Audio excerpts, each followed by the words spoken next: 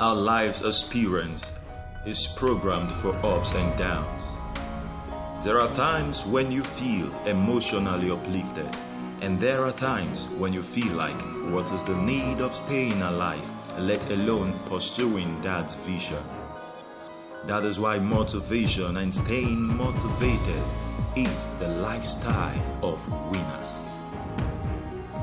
For me, fear is my motivation. The fear of not doing what I am expected to do is my motivation. The fear of not doing well what I am expected to do well, that is my motivation. The fear of being small keeps me motivated to do only great things.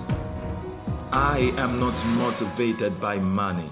I am motivated by impact. What is your motivation?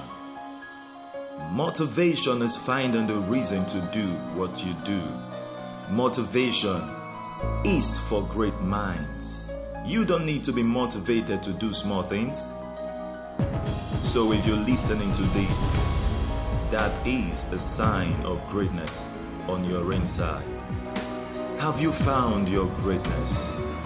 Have you written down the things you must do to get to your greatness? The reason why you do these things and keep finding better ways to do them, even in the face of failure. UN Richard says, that is your motivation.